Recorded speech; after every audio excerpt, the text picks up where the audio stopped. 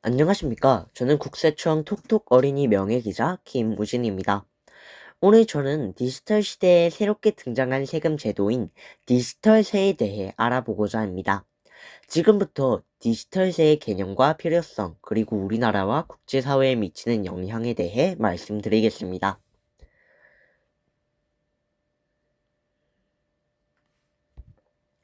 디지털세란 인터넷과 플랫폼을 통해 수익을 내는 글로벌 기업에게 그 수익이 발생한 국가에서 세금을 부과하자는 새로운 세금 개념입니다. 기존의 세금 제도는 회사가 공장이나 사무실을 둔 나라를 기준으로 세금을 매겼습니다. 하지만 글로벌 기업은 물리적인 사업장이 없어도 전 세계에서 수익을 올릴 수 있습니다. 이로 인해 막대한 이익을 내면서도 세금을 거의 내지 않는 문제가 발생하게 되었고, 이를 해결하기 위해 등장한 것이 디지털세입니다. 디지털세가 필요한 가장 큰 이유는 조세 형평성 문제 때문입니다. 국내 기업과 자영업자는 정해진 세율에 따라 세금을 성실히 납부하고 있습니다.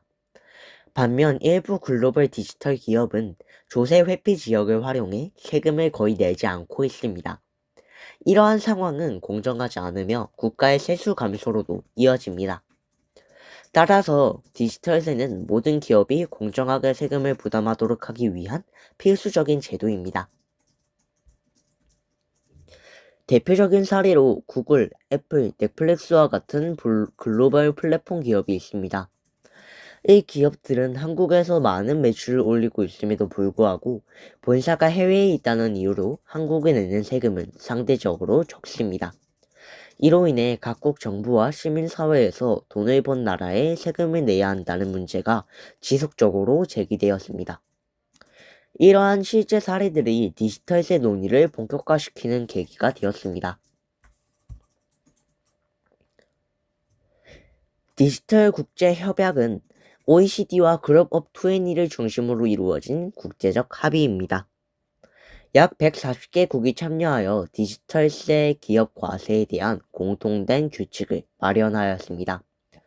주요 내용은 글로벌 대기업에 대해 최저 법인세율 15%를 적용하고 실제로 수익이 발생한 국가에 과세권을 배부하는 것입니다. 이 협약은 국가 간 갈등을 줄이고 공정한 과세 질서를 만들기 위한 중요한 전환점입니다. 디지털세가 도입될 경우 한국은 세수 증가라는 긍정적인 효과를 기대할 수 있습니다. 또한 국내 기업과 글로벌 기업 간의 불공정한 경쟁 구조가 완화될 수 있습니다. 하지만 동시에 해외 기업의 반발이나 통상 마찰 가능성도 존재합니다. 따라서 한국은 국제사회와의 협력을 통해 신중하게 대응할 필요가 있습니다. 디지털세는 국가 간 이해관계가 크게 충돌하는 문제입니다. 미국은 자국 기업이 많은 세금을 부담하게 된다는 이유로 강하게 반대해 왔습니다. 이에 따라 국가별로 개별적인 세금을 부과할 경우 무역 갈등이 발생할 위험이 커졌습니다. 이러한 문제를 해결하기 위해 국제사회는 공동의 기준을 만드는 방향으로 논의를 진행하게 되었습니다. 앞으로 디지털세는 전 세계적으로 점차 확대될 가능성이 큽니다. 디지털 경제가 성장할수록 기존 세금 제도의 한계는 더욱 분명해질 것입니다.